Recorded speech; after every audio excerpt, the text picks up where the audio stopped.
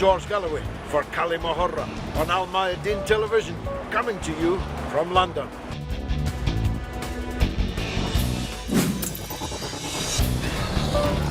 Coming to you from London.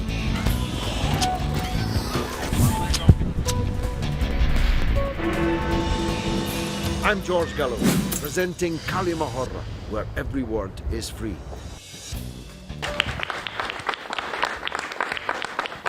Welcome to كلمة with me, George Galloway, for Al Mayadeen Television here in London, with an audience of distinguished experts and the occasional gifted amateur like me.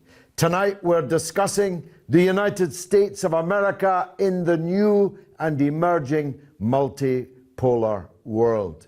Somebody pointed out to me on Twitter just the other day, if the United States wanted to go to war with China, they'd have to borrow money to do so from China, because China holds more US dollars than the US does itself.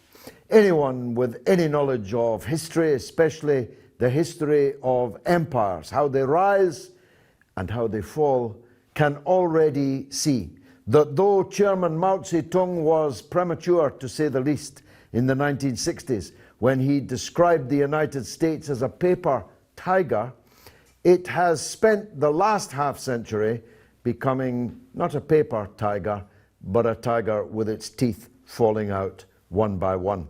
And moreover, new tigers are abroad. Not just China, but Russia under Putin has been restored to some of its former glory and prestige. Under Boris Yeltsin, Russia was a basket case, a hopeless alcoholic case wandering around the alcoholic ward whilst people stole all that was precious to her. Under Putin, Russia has been restored to the prestige and strength and influence and weight in international affairs that has not been seen, frankly, and I'm old enough to remember, since the days of the early 1970s, so the early Brezhnev period, after the great Soviet victories in the space race and so on. And when Brezhnev came to power, it looked as if the future for the Soviet Union was a great one. That didn't turn out to be the case. That's my point about seeing empires rise and seeing them fall. The proximate cause of Russia's enhanced prestige is, of course, its devastating intervention in the foreign war being waged against the Syrian Arab Republic. It has turned the tide militarily and placed Russia right at the center of the table in any, and I believe all, future dealings in the Middle East. Seems to me that it won't be long before Iraq asks for the same kind of military assistance that Syria has and has received. And if Russia is involved in the destruction of the savagery of ISIS and Al-Qaeda in the Middle East, well, that means Russia is there to stay. It doesn't mean that the US tiger is entirely defanged, and they still act as if they are big shots. Not so long ago, a couple of weeks ago, they dispatched military aircraft and warships to the South China Sea. The clue is in the name, South China Sea. And they purported to have the right to swagger around and threaten. But China has stopped them short, telling them that the days when China can be ordered what to do by foreigners has long gone. And that is undoubtedly true. But of course, Iran has just joined the BRICS. Iran now emerging from a long period of sanction and the threat of war, with its integrity enhanced too, and with one of the youngest populations in the world. More than half of all Iranians are under the age of 25.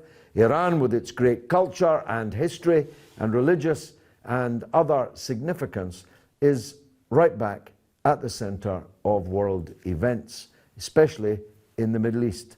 And Brazil and India and South Africa, all these BRICS countries emerging as Not a unified political entity, of course, and very different in character, but nonetheless determined not to be dominated by the United States of America.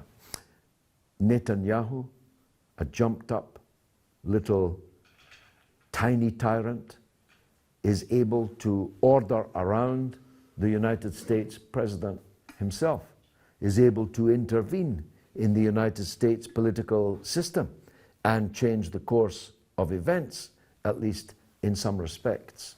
So when the United States invaded Iraq in 2003, they did so, according to the Project for a New American Century, to terrify the world with American power, to ensure that no power or collection of powers could ever rival United States domination of the globe. They wrote all that down, by the way, in the Project for the New American Century. How hollow it all seems now. The failure of the invasion and occupation of Iraq demonstrated not the extent, not the terrifying extent of US power, but the very real limitations to US power. They controlled the skies for sure, but they never controlled one single street in all of Iraq. Not in one city, town, or village could their occupation force be sure that they would not meet resistance, sometimes devastatingly so. Francis Fukuyama, the fool, the jester, said after the fall of the Soviet Union that history had ended. Well, actually, history never ends, as now he knows. So, my distinguished audience here have much to say, and I'll have much to say about what they have to say, because this is كلمة حرة. This is where every word is free. Let's take the gentleman at the front. Go ahead, sir, please. Make the first contribution. Thank you very much, George. My name is Shabir Razvi. I'm a broadcaster and a financial advisor based in the UK. Your opening comments are absolutely correct. In a sort of a nutshell, you've sort of in a very short space of time described what's really going on. If you look at the situation globally from an economic perspective, leaving the geopolitical issue at one end, you've obviously got not only the BRIC countries, but you've also got the Shanghai Cooperation Organization, which covers, if you like, because India and Pakistan are also part of it now, Russia and China. So you're talking about perhaps 50% of the world population. And the ASEAN countries, by the way, the new Asian Bank. Absolutely. All built despite the United States' wish to stop them. Absolutely. And then the BRIC countries have been operating for some time. They've set up, and if you like, another alternative banking operation like the IMF and the World Bank in Shanghai after the meeting that took place in Brazil late last year, where lots of funds have been made available so that investment takes place in less developed part of the world. The other aspect which is fascinating is how Russia is being demonized at this moment, especially in the last week or so, whether it's the downing of the Russian plane, and perhaps the analysts and the sort of commentators are saying that there was a bomb on the plane. And dare I say, our defense secretary now sort of being so concerned about civilians being killed on the plane and using that as a pretext to go and kill more civilians. Exactly, absolutely. I mean, it's curious. And they never said anything when a Malaysian plane was downed in Ukraine, or when the when the Americans downed the plane in Korea, or the Iranian civilian plane during the Iraq-Iran war in the 80s. So there's a whole host of issues that come up that America and, if you like, European Union, particularly our dear country Britain, tends to follow what America does. And that, I think, is actually a challenge, that how do we sort of change the thinking, because the media is regularly sort of putting a perspective of the elite, the ruling powers and the international corporations on the one hand, but at the same time we realize that in countries like Afghanistan, Iraq, Syria, Libya, Yemen, Bahrain. I mean, you can name a whole host of countries where problems have been created by the NATO forces at the behest, obviously, of Washington and London and Paris, the two former colonial powers, France and Britain, being in cahoots with the new imperial power, if you like, although that new imperial power has declined quite significantly over the last 20, 30 years. And I think really the watershed was the Vietnam War, where America really did get a bloody nose. 58,000 American soldiers got killed, and over 1 million were maimed and disabled. And the legacy They're of still that, killing themselves absolutely, now, decades later. Absolutely, absolutely. So that was, if you like, a watershed of what America was really completely, I think 40 years ago, began the real decline after the Vietnam, the defeat of America there. And then you think about what America has done in South America, taking from, from Mexico down to Chile and Argentina. I remember, I'm old enough to remember that Allende, the way he was removed in Chile, the whole family was butchered by the CIA and through a multinational corporation called ITT at that time, which was used as a front organization to dislodge a democratically elected president of a country. And then we had a rule of 25 years of Pinochet, who was a horrid creature. We talk about Saddam and other characters, but Pinochet was no less, if you like, in sort of killing the people in his country. So every place that America has gone, it has been a killing field. And I think people are now realizing that the economic power is certainly moving towards the east, whether it is India, Indonesia, Far Eastern countries, Malaysia, China, you name it. The economies are prospering.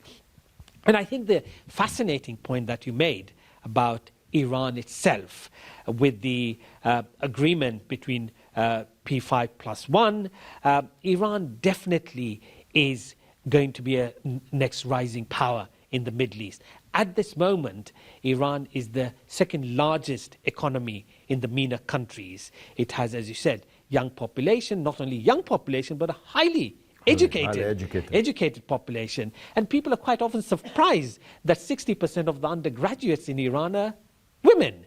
And women do drive cars in Tehran, unlike in Riyadh. Women do drive the metro in Tehran, unlike, perhaps any other country that claims to be a Muslim country in the Middle East. Women, in fact, I think the current foreign ministry spokesman is a woman in Iran. So they are on the face representing their country very effectively. So there is no issue of the propaganda which is portrayed that Iran is a misogynist country, but there is no sort of evidence to show that in any way there is discrimination against women. So education at one level, at the economy, Iran potentially, there was a conference at King's College late last year where the academics and the professors were putting forward a thesis that Iran could potentially be the largest energy supplier to the West in the next 5 years,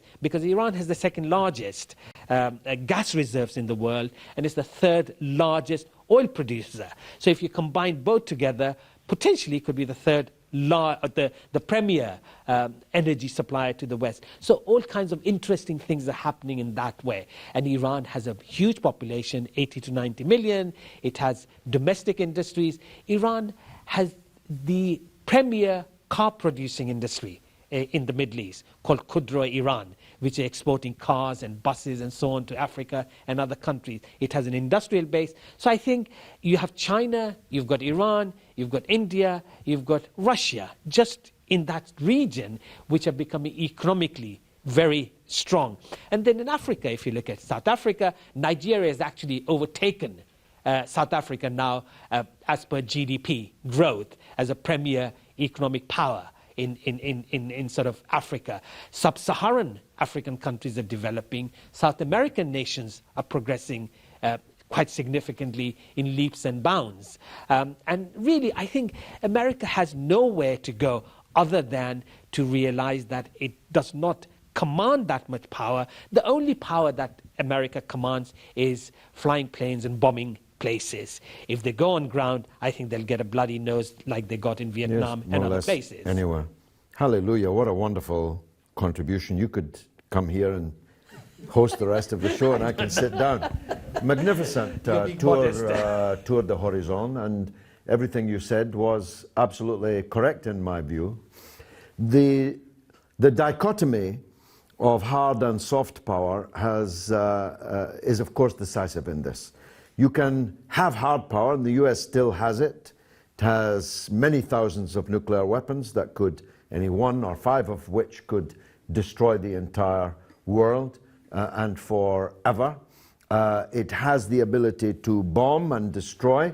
It doesn't have the ability to occupy. That much is clear now. That's why they don't even dream of trying to do so in other conflicts that they are involved in. And their soft power, which lasted, historically speaking, a brief period, in the lifetime of a man or a woman, quite a long period, certainly most of my life, American soft power, television, movies, music, and so on, and propaganda were very, very powerful. But historically, for a very short period of time, are now all on the decline.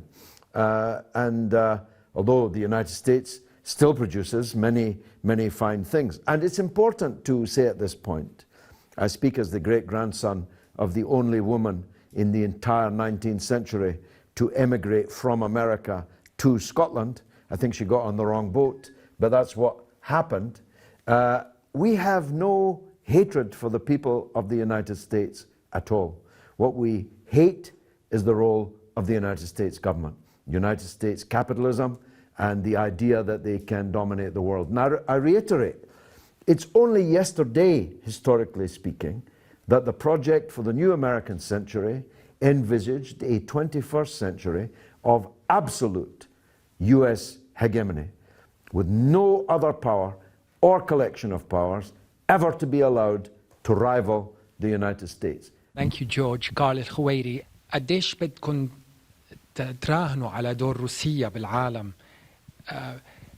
قديش هو رح يكون صحيح ليوازن القوى بالعالم مقابل أمريكا طبعا ومع الصين وإنديا والهند بالنسبة لهالموضوع، وليش عم نحتفل مسبقا بدور رشا بدور روسيا بالنسبة لهالموضوع؟ ليش ما منجرب بالوقت الحاضر بما إنه هي أمريكا الدور اللي عم تلعبه هي الدور الأكبر، نجرب إنه نعمل شوية بالانس، يعني نعمل شوية تساوي بالنسبة للقوى ونكسب أمريكا بدل ما نعاديها، خاصة إنه عم نروح على عالم جديد مثل ما طرحت حضرتك. Well, I think the United States will always be an important power, and so it should. Its land mass is great, its population large, its productive capacity still very substantial, its cultural output very important. I would hate a world where I had no American films to watch or on Netflix, the wonderful television programs that they make. No one wants to see the United States disappear. We just don't want to be Americans. We don't want to be told what to do by the Americans. We don't want to have American bases all around us. There's a wonderful graphic I saw once which said, look how dangerous Iran is. Look how close it's put itself to all these American bases. And of course the graphic showed American bases all around Iran. Or Donald Rumsfeld, never mind a graphic, Donald Rumsfeld actually said in the run-up to the Iraq war, I saw his lips move, I heard him say it, it's not our fault that God put America's oil under other people's countries. He really, really said it, and he really meant it. So all we want is a balanced world. You're right, Mr. Sherlock Holmes, that I do value very much the Russian involvement in the region. Why? Because I was serious when I said that ISIS and Al-Qaeda were the worst thing I had ever seen. The Americans were only pretending. The British were only pretending. When they were pretending to bomb ISIS, they must have been dropping their bombs in the sea. because they didn't do any damage to ISIS or Al-Qaeda. Indeed, inadvertently, they said, they were even dropping weapons for them. They certainly made no appreciable difference on the battlefield, while Russia, in just 6 weeks, has achieved more militarily than in the last 16 months of Western bombardment of Syria and Iraq. So I value Russia's intervention because it's working. It's not because I love the Russian language, I don't speak Russian. It's not because I love their food, I don't actually love their food. I want to see justice prevail. And Russia is, in this epoch, on the side of justice, of defeating terrorism, of resisting foreign invasion and occupation of other people's countries. And I argue that it should do the same in Iraq. If the Iraqi government asks them to, they should come to the assistance of the government of Iraq. And if they do, they'll be there in a very important position in the Middle East. And why is that important? The Israel-Palestine track suffers greatly from the fact that the world's hyperpower is 100% committed to one party in that conflict, namely Israel. If we have another big power with a more balanced policy, which Russia, I believe, has, then that will change the balance of forces in the area in a good way. And Russia's not against Israel. It voted for the creation of Israel. It has at least 2 million Russian citizens in Israel. Many Israelis have business interests. They have a visa-free zone and so on. So perhaps Russia is in a strong position to take a balanced approach to the Israel-Palestine conflict in a way that the United States is not. There'll be more, much more of this after the break.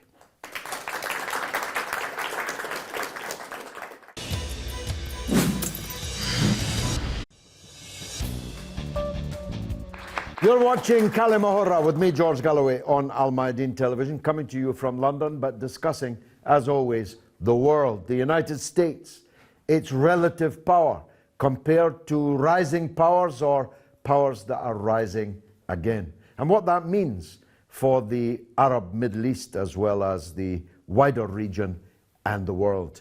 We've got an audience of distinguished experts here, one or two gifted amateurs like myself, but we took the camera out onto the streets of London to hear the voice of the people. Watch this.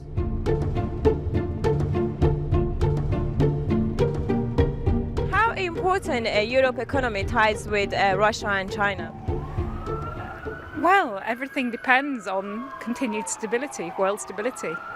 And at the moment, with ISIS, Russia, Syria, I am worried about the future, that's all. Russia is so close to Europe, it's within the European continent. I think it's very, inextricably connected with Europe, I suppose. Well, we certainly need a united Europe to compete on proper terms with Russia and China, more particularly China.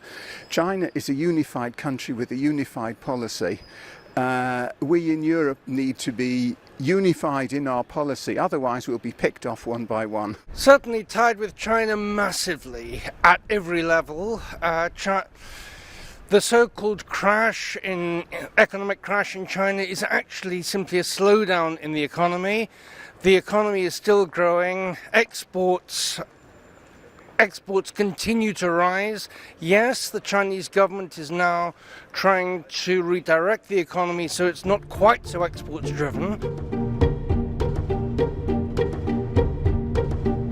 The US has introduced a new economic and trade sanctions on Russia and China. Do you think that Europe should join them? I'm not sure that sanctions is the right answer myself. I don't think it benefits anyone, and it actually hurts quite a lot of people along the way. I think the way to deal with this is diplomacy and sitting around a table, not to impose sanctions. I think in terms of the sanctions against Russia, yes I do, I support them. Do you think that Europe should join them? I don't think they should do it at this moment. It's far too early, it's a knee-jerk reaction. They really need to think about the future, the consequences of these actions. No, just because I think the EU as sort of the global leader has a chance to sort of present itself as different from the US, but even though I say no, I think it's most likely going to happen. Well, that was the voice on the streets of London. Let's hear what the others in the audience have to say. Yes, the lady in the front row, please. Thank you. My name is Yusra. You mentioned that the American new project is, being forced upon the Middle East and everywhere else in the world.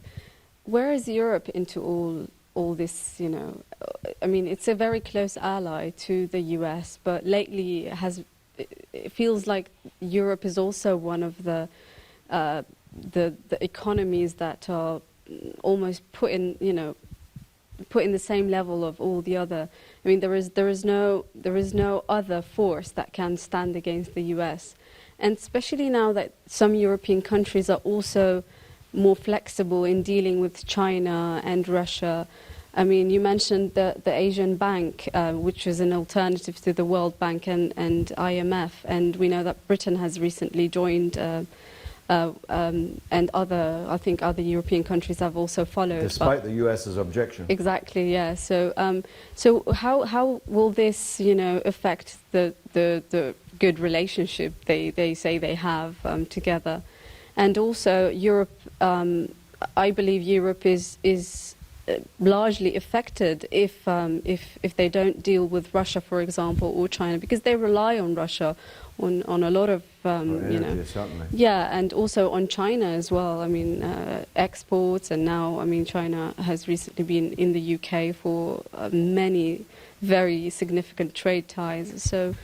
So yeah, I just want to know the relationship between. Well, it's a very good set of questions, and as a European myself, I wish I could give you a better or clearer answer. I can't give you a clearer one because it's still in flux. I think that the developments on a European level in relation to these big superpower issues are still being worked out, and they contain many paradoxes. For example, France had a contract, a very lucrative one, to build a warship for Russia, and under US pressure over the issue of the Ukraine, France refused to release the warship, leaving itself open to massive compensation claims and a reputation for being a bad economic partner. If you make a deal with someone, take the down payment, and then refuse to deliver the goods, who's going to order from you in the future? And as you rightly say, sanctions against Russia. There aren't yet any sanctions against China, but I'm sure that there will be in time, although it's a much tougher nut to crack, China, than it is Russia. The sanctions on Russia that the US insisted upon have harmed European economies, particularly the German economy, very appreciably indeed. And real public opinion pressures exist in countries like Germany for an end to this Cold War with Russia, which is a major trading partner. In the case of China, with its vast surplus, absolutely Everest surplus, it's going around the world investing, buying all kinds of very venerable and historic institutions. It's buying pieces of the action everywhere in the world, including in the United States itself. As I mentioned earlier, China holds more US dollars than the US holds. Therefore, China could bankrupt the United States overnight. If China decided overnight to move all of its reserves from dollars into, say, euros, the United States economy would collapse. Of course, China would be damaging itself to do that because America is a huge market for Chinese goods, and China is now a major investor in the United States. The Waldorf Astoria, one of the world's most historic hotels in New York, which is quintessentially American, it's now owned by China. So they're very intelligently, actually the Chinese are extremely intelligent people, very intelligently moving, they're playing chess while the Americans are playing checkers or drafts, as we say in Britain. And so Europe is an ancient collection of civilizations, cultures. It has I don't know how many scores of languages. It has a history, once great. I don't necessarily mean good, but great, as in big. It has a culture, and it has an economic strength and a marketplace which is very, very significant in the world. But its political weight is almost zero. It, first of all, cannot find unity amongst itself on hardly any issue. Secondly, it has no mechanism, no channel through which to express itself politically. I mean, if I asked you here now who the president of the European Union was, I promise you you'd have difficulty in coming up with their name. The foreign minister of the European Union, I don't know who it currently is, but I know Baroness Ashton, who was the last one. I think she formerly owned a chip shop somewhere in England. She's never been elected to anything in her life. She has no political weight at all, yet she was supposedly the foreign minister of the European Union. Compare her, say, to Lavrov, the world's greatest foreign minister, a maestro, compared to Baroness Ashton, or whoever it is that succeeded her. Even I don't know her or his name. So Europe is a long way behind. It reacts Pavlovian, like in the way that Pavlov's dogs did. They're told to bark, and they bark. But they don't bark for long. They quickly tire of the barking the United States is ordering them to do. And the current crisis in the European Union over democracy and over austerity, I hope will produce a better Europe. Britain will be faced with a big decision next year or the year after that on whether to stay or leave the European Union. I myself cannot vote to stay in this current European Union because I see what it is. It's a banker's ramp. It is pursuing policies of austerity and retrenchment that is causing real pain to the working people of Europe. It's overthrowing governments. In Portugal recently, the anti-austerity bloc won a clear majority of the seats, but the EU prevailed on the Portuguese president not to allow them to form a government. Imagine, in a country that used to be a fascist dictatorship and has enjoyed nearly half a century of democracy, is suddenly told that actually, however you voted, you can't have the government that you voted for. In Greece, we've covered here before, the government and the people of Greece were completely ignored by the European Central Bank and the main creditors in the EU. So I cannot myself vote for Britain continuing in such a union, which is not because I don't believe in Europe, I do, not because I don't believe in the union of the peoples of Europe, because I do. Indeed, I'd like a deeper and wider union of the peoples of Europe, but I can't support this particular EU that we have at the moment. What that all means, in short, is that Europe is not really in this picture. It's kind of like the 51st state of the United States of America, like Hawaii or Puerto Rico, not really taken much notice of and not really having much influence on the course of events. That's my view in any case. Let's see if anyone else has a different view on that or any other matter. Yes, the lady in the middle. Hello, my name is Rana and I'm activist. I want to start from what you were saying. If the European Union and Europe is following America and doesn't have any say, why people allow this to happen? You know, in Arab world, they're not much. They don't have much power, and everyone is busy with their wars and their countries. But Europe is a superpower. All the countries have good economic situation. So why don't they just say, we don't want to be part of, we don't want to be a follower of America, we want to have independent foreign policy? Well, that's the 64,000 euro question. The Europeans could have a big effect and a big influence in the world. if they had the political weight commensurate with their economic and cultural weight, they would have. They would be major players. But because they're dominated by the United States, and NATO is a US-dominated war alliance, nuclear alliance, they are somehow overshadowed.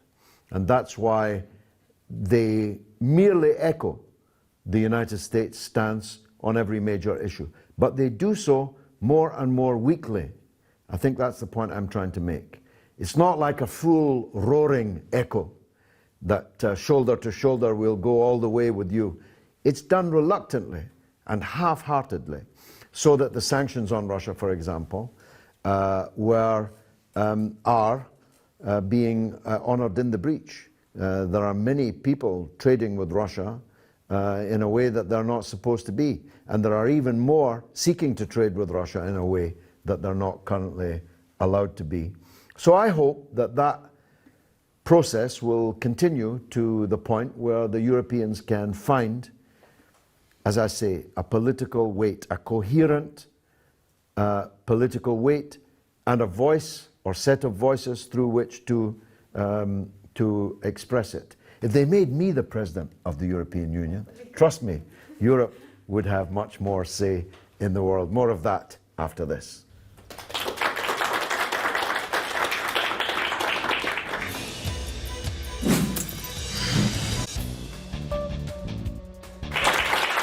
You're watching كلمة حرة with me, George Galloway, on Al Mayadeen Television, coming to you from London, but covering the world, and in particular, the impact of world events and the changing, waxing and waning of empires and powers, and its significance to the wider Arab world, indeed, much wider than that. And we have a very distinguished audience. You'll have heard the opening contribution, which was better than my original contribution, and he's back. Sir, please. I think you're being quite modest, George. I'm an amateur, so I'm just having a go. I'm known for it. Look, there are two things that I want to touch on with the discussions that we've had earlier. Why Europe? I mean, I'm a British Muslim. I've lived here all my life, and I feel very European in that sense. And it does disturb me. Trust me, they don't feel the same way about you. I know, because I've got a better tan, that's why. That's the main reason. So, you know, why is Europe not really pulling its weight? I mean, it has former sort of colonial powers like France and Britain. Italy had its own empire, perhaps only Germany. Belgium, Holland, Germany. Even Germany had a small empire. Namibia or something, I think, at that time. So really, these are nations which have had a historical links with the world, well connected, especially Britain. The language itself, English is spoken globally, in different parts of the world. They may have different accents, but nonetheless, people do understand. It's a communication language for business, for social interaction, or anything like that. Absolutely. So why doesn't Britain pull its power? And when I try to analyze that and think about it, I think it's very simply that Britain feels that at this moment it needs to hang on to the tail of USA, because USA is powerful, as we said earlier, militarily, and also in perhaps economically, although that economic power due to China and so on is being reduced. But nonetheless, Britain feels that it should be on the right side of history, as the elite may want to. But I think fundamentally more important than that is really what's happening to the sovereign power of the state, whether it's Britain or Italy or Greece or Portugal or whatever, is because the big and large corporations are actually dominating the scene, because they move in such a way that many of the big companies, as you well know, and the audience of this particular channel, who are very learned themselves, know that large corporations like Johnson & Johnson or Microsoft or Starbucks, all these corporations are more powerful than some of the nations on this planet, because the power that they have in the money that they generate, and through that they're able to manipulate the politicians in different countries and so on. So it's the corporate power that is creating a huge problem for the sovereign nation states. And on the historical level, I just want to sort of comment and remind our audience that whenever there was colonial power, it has butchered people. In more recent history, in 1958, France killed over 1 million Algerians when the liberation movement was taking place there. Britain has a very unsavory history. And perhaps just to remind, 200 years ago when the British went in India, the last Mughal ruler was banished to Burma at that time. And what did the British do? They sent the heads of two of his children in a plate as a gift. So this is the colonial power that does. And there's a silk in the British Museum here, which was produced in what is called Bangladesh, in Calcutta at that time. It's the finest silk. And what our colonial masters at that time did in India was to chop the fingers of the traders who were producing that silk so that the trade couldn't be passed on to the next generation. These are the crimes that colonial powers do. No imperial power goes into any nation for altruistic motives, not to build railways, not to cultivate the land, but actually to bring the resources back to their own nation. And that's what Britain did, that's what France did, that's what America does at this moment, really to get the oil resources from the Middle East so that the people there do not actually benefit. Or what happens is the ruling elites of the Middle East invest in property in London, New York, and so that our prices in London, property prices go up, and we have a different economic crisis that is facing us in Britain because of the hyperinflation of property prices, because foreign investors are buying here. So there's an extraordinary situation that's developing at this moment where ordinary people, the ordinary working people, whether they're in Europe, Britain, or any place else, are actually getting the wrath of what is proverbially now called the 1% population of the world. And that's where I think perhaps we need to focus more how to organize the public at a global level to fight against the new imperial powers, which is the corporations.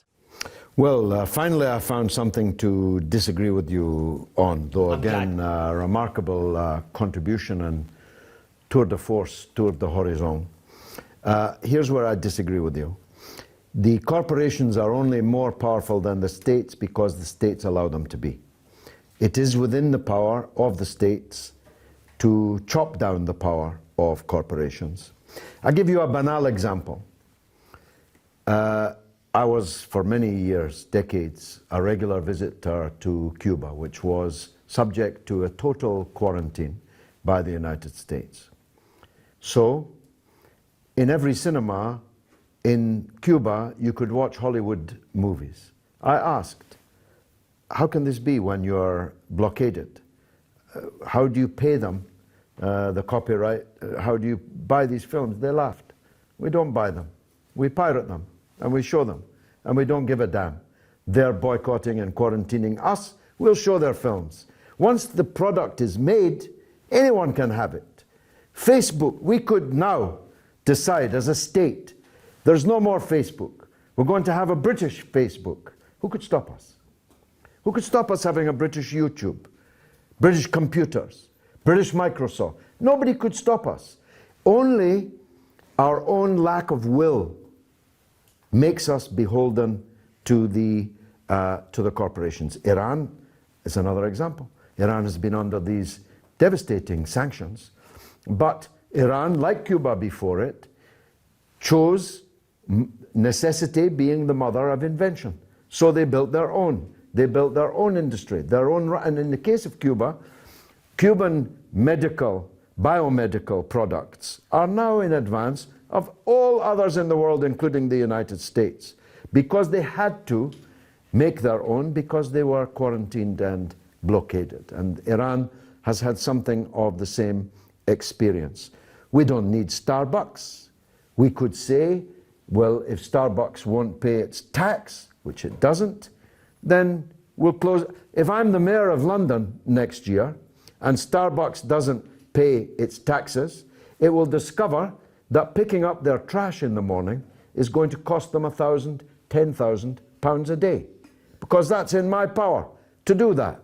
And just as it's in their power to avoid the tax, it's in my power to make sure they pay their way. It's about political will. And there are no reason why. There are very, very few technology transfers in today's world where 8-year-olds are working computers and mobile phones that cannot be affected without difficulty. So people often, it comes up with me all the time, well, Barack Obama has been such a disappointment, but they wouldn't allow him to do anything better. But he was the president of the United States with a gigantic mandate. He could have insisted, sorry, no, Guantanamo is closing. There's no more wars. The bankers who brought us to our knees are going to be expropriated. He could have done any of those things. And he could have mobilized a majority behind him to do it. So states will always be more powerful than corporations unless they don't want to be. Now, there are two reasons why. There are many reasons, but the two most important reasons why they don't want to do it is, number one, corruption. These corporations exist in the same bubble as the politicians. The corporations donate to the politicians who legislate and govern on behalf of the corporations. And secondly, and Tony Blair is the best exemplar of this, there's a revolving door between the political class and the corporate class.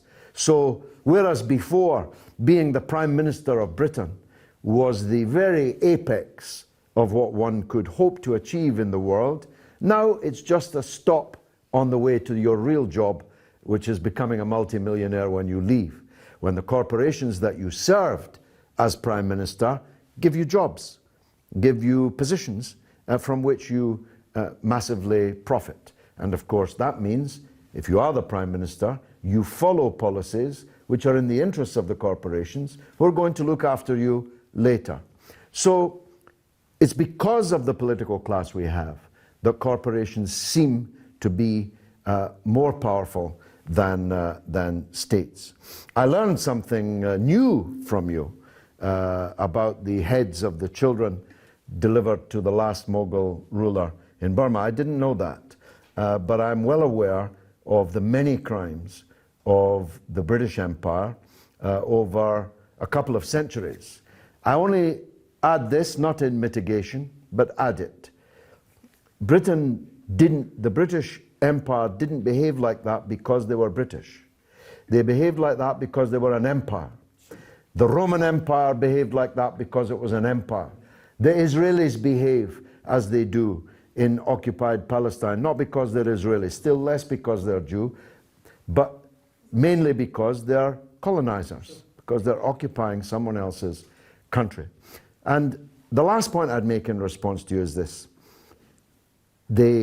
And in all the cases that we have both raised, this is the truth. They can do it because they divide the people in order to rule them. If Britain ruled the entire subcontinent of then India with 60,000 British civil servants. If all the people in India had blown on them, they would have blown them into the sea. But they didn't, because one day you favor the Sikhs, then you favor the Hindus, then you favor the Muslims, then you're back to the Sikhs, then you put two against one, then one against two. This divide and rule is the way that empires conquer and rule. So the lesson is simple. And here I address the Arabs. As long as you allow these powerful foreign interests to divide you and make you fight each other, they'll continue to pick all of your pockets while you are fighting each other. Thank you again for a great contribution. Who'd like to say something? Hi, my name is Mohammed Tahir. I'm a student. My point is, the previous you were talking about Russia, and as we know, every relation that U.S. has with the Arab world has been a war. For example, Iraq, Syria, Libya, Yemen, and we said that we need a balance, whether it is Russia or China. Why they for example, Russia right now they went to a war with in Syria. Why they don't go to a different route than U.S.? Because U.S. has failed before this route. They go to the Arab world. Why they don't go like economic? For example, China in Africa, they have a good relation with Kenya, Ethiopia, with as an economic relation. Why Russia? They have to go with they have to start with a war, and they don't go with a different route than the previous route. Because there is no economy in Syria. It is being torn apart by foreign invasion, and Russia is opposing that foreign invasion. Only when that foreign invasion has been defeated will it be possible to imagine economic development inside Syria and between Syria and others. The war that's being waged in Syria is necessary, but not sufficient. It's not sufficient, but it is necessary. And until Al-Qaeda and ISIS are defeated, then nothing else can happen. I agree with what's implicit in your question, that defeating ISIS and Al-Qaeda may be necessary, but it's not sufficient, because if we go back to the status quo ante, it won't be long before there's another ISIS.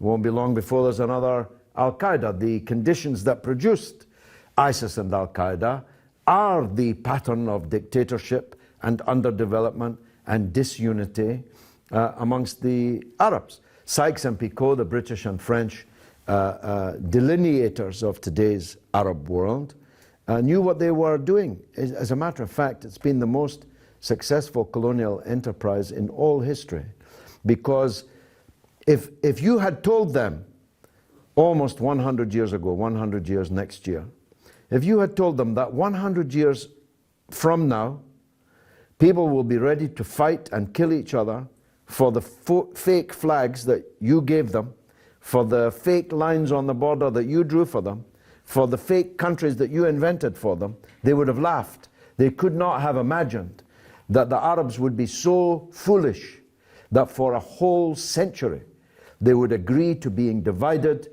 and therefore ruled and exploited by those who drew the lines and gave them the flags and picked the kings and put them on the thrones, sometimes swapped them from one throne to another throne. They could never have imagined that it would be possible that for 1 century this outcome could prevail. So we need to defeat ISIS and Al-Qaeda on the battlefield. There's no negotiating with them. They don't have a program that can be, you can sit down at a table and say, we can give you that if you give us this. That's not possible. This is an existential threat to the existence of the Arab world, and indeed wider than that. So they have to be defeated. But we have to find an alternative to the status quo ante, or they'll come back again with another name and in another form. Now, well, there's much more of this after the break.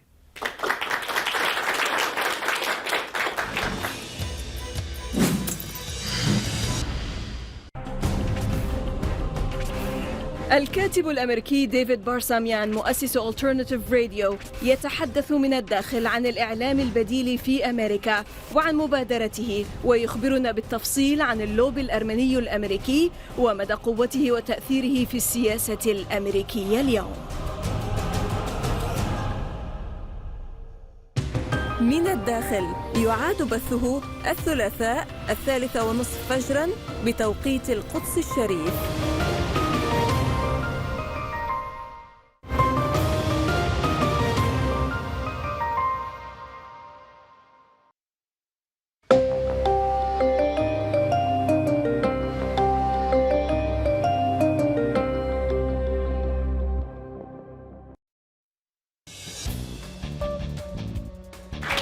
You're watching كلمة with me, George Galloway, on Al Mayadeen Television, coming to you from London, but discussing the world. The world is our oyster tonight, and in particular, the rise and fall of empires. In this case, the rise and the coming fall of the American empire, and what the reverberations, implications are when empires fall, who rises in their wake. We've got a wonderful audience here tonight with much to say, but we took the cameras out onto the streets of London to hear the voice of the people. Watch this.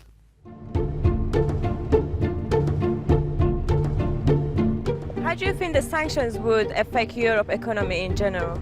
I think it would affect it very badly. I think the long-term prospects of having sanctions in place basically does damage to trade and damage to relations in general. So, like I say, I don't really think this is the way forward. I have no idea. Everything affects everything in an economy. So what goes on in Russia affects us here. What goes on here affects you, and you know. Guessing the UK in general is going to try to sort of seek to sort of align themselves with, you know, our oldest and dearest neighbour, sort of seek to sort of join whatever they're saying. So I'm not that informed on that.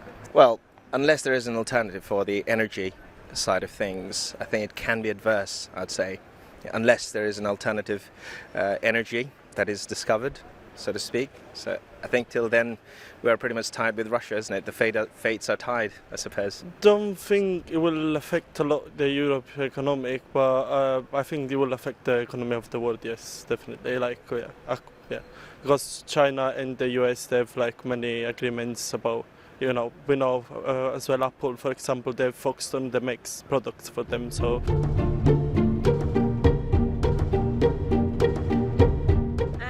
Finally, do you think that a trade pact with US like TTIP is better than having deals with Russia and China? A trade pact with the US? No, not necessarily. I think the US is a well-established market already. I think we've already got good business going there. I think we need to work on the new emerging markets and concentrate on ways of establishing good business there, building relationships and so on. I think trade pact, regardless, is always good, I think, isn't it? More business is better for the economy. So yes, I think it is good. Yes, I do. Yes, the sanctions are self-defeating. I really think so.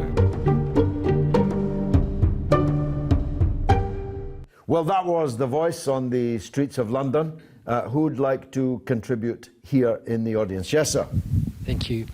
Speaking about the corporates ruling above politicians, I think we should look at it as a partnership, because politicians, especially in a welfare state like Britain, they are the ones that people turn to when you need education, when you need schooling, when you need disability or benefits or unemployment. You don't go and knock the door of Starbucks when you are jobless for benefits. You go to the state.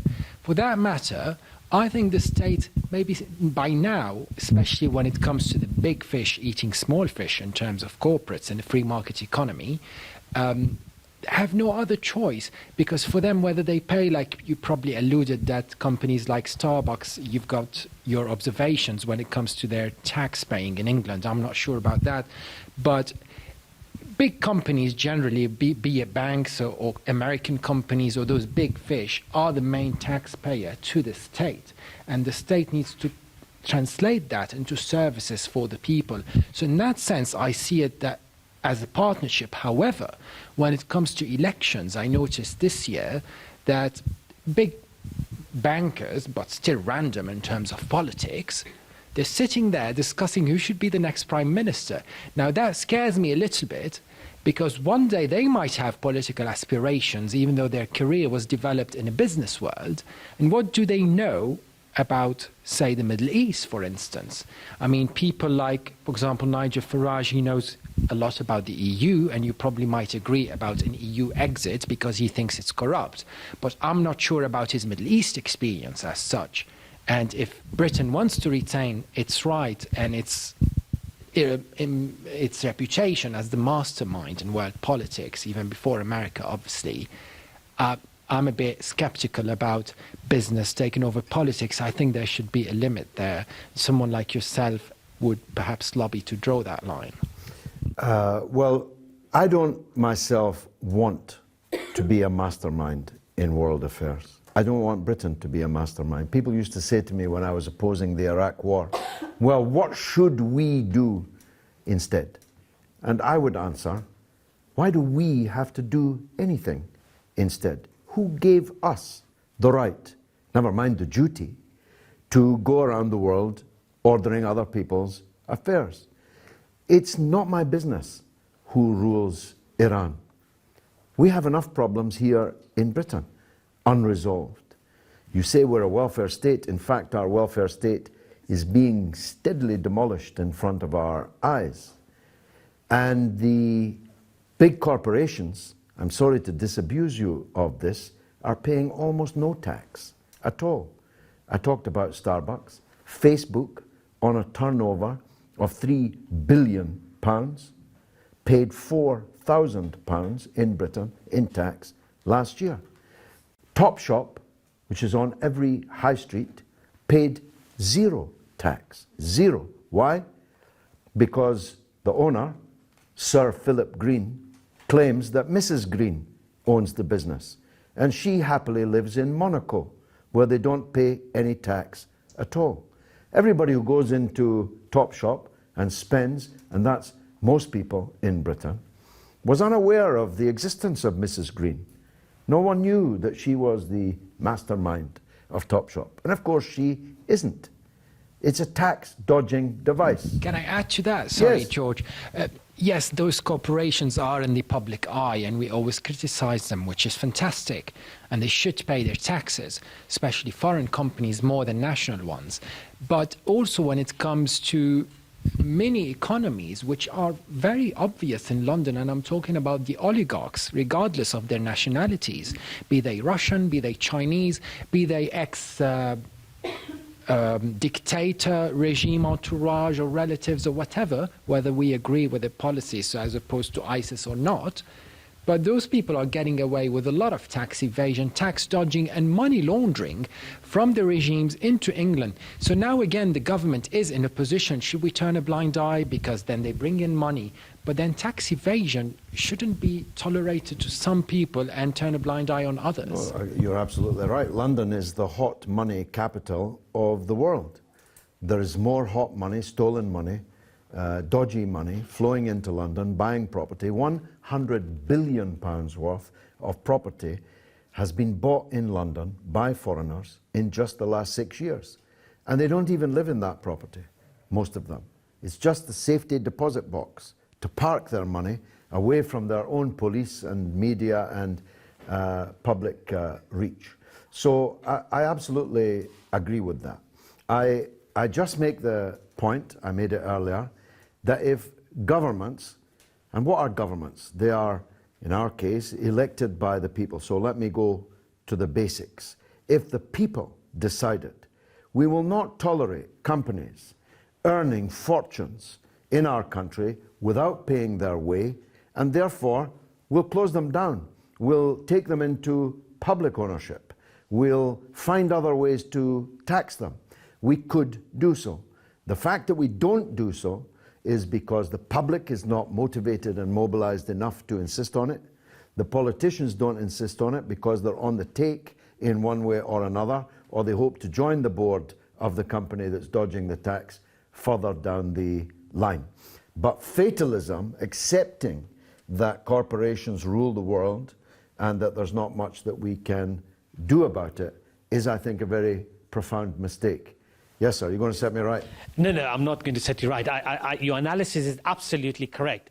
I wasn't sort of in any way saying that the corporations cannot be controlled or regulated, but you have eloquently, as usual, pointed out why that doesn't happen, because the politicians are on that revolving door, there's a corruption element, and how the media itself manipulates and trying to make actually the weak members of the society feel guilty in some way, that, you know, if they've got one extra bedroom, that should be relinquished. They're made to feel guilty. Or if someone is claiming social security rightly, that they're made to feel guilty. Whilst at the same time, through the financial crisis, as we well know, billions and billions of pounds was handed over to the bankers, and no one talks about sort of social security aspect of that bailout, if you like. What has happened in reality, George, is that the media, the politicians, and, dare I say, against the corporations, they have been working together to manipulate the system in such a way that the ordinary people actually are really burdened with debt. Because at the end of the day, when an individual gets up out of bed each morning is thinking about his mortgage, thinking about his or her credit card, thinking about how to sort of really survive that particular day. And if they've got a little bit of money, they save it for a 2 weeks holiday in Sharm el-Sheikh, if you like, and not able to come back from there. And you know. Yeah, you're right. You know the original meaning of the word mort gauge? It's a French phrase. The grip of death. Mort, well, death, gauge, grip. Absolutely.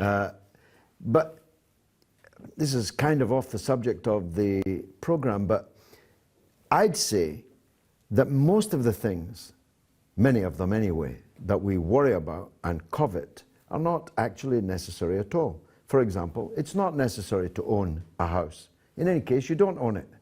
The holder of the mort gauge owns it. You're only there at his or her pleasure. If you don't pay for 1 month, 2, 3 certainly, you'll be out and the house will no longer be yours.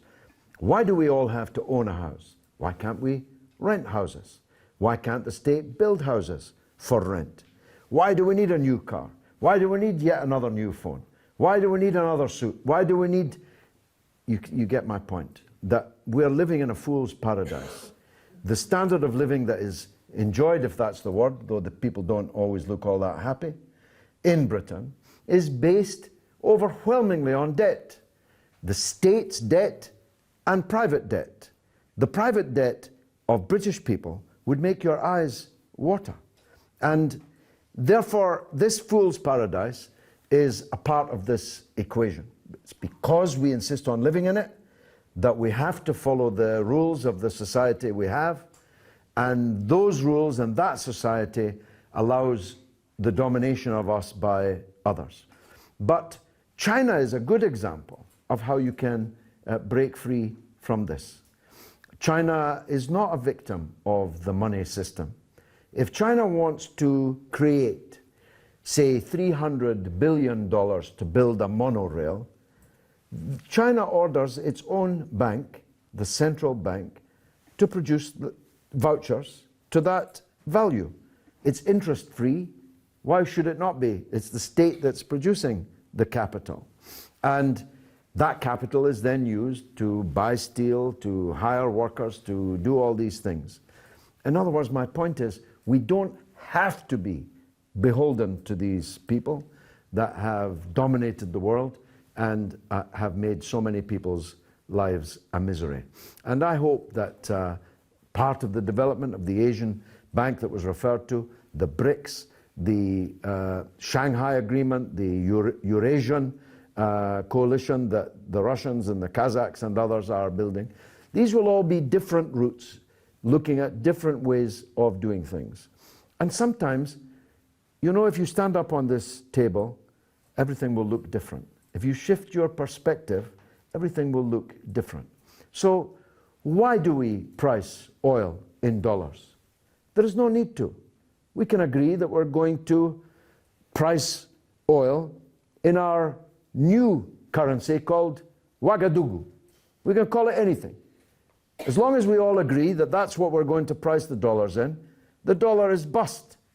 It's because we think we have to follow a set of pre-prescribed rules that we give the domination of our lives to others, in this case, American capital.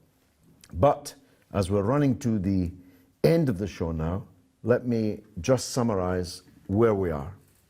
The United States is not a paper tiger. It's still a tiger, but its teeth are falling out and its claws becoming blunted. New tigers are on the floor of the jungle, hopefully with less bloodthirsty tastes. Hopefully, humanity can find a way where the Africans have a say, where the Europeans have a say, the Asians have a say, the people of the Americas have a say. No one's say is inherently more valuable or important than anyone else's. You know, my old friend, the late and great Tony Benn, used to say this: imagine 12 of us adrift in a lifeboat on a stormy sea. We've been shipwrecked. There's a limited amount of food and water on the boat. How are we going to distribute it? Well, we could sell it, in which case the richest on the boat would buy it, but as soon as everyone got hungry and thirsty, they'd rush the rich man and topple the boat and we'd all drown. Or we could fight for it, in which case the strongest man would have the food and the water, until the 11 others said, the 11 of us together are stronger than that one man. Let's take the food and water off him. The boat would capsize and we'd all be lost. Or we could do the sensible thing. We could share it out fairly amongst us. I've been George Galloway. This has been كلمة حرة for Al Mayadeen Television in London.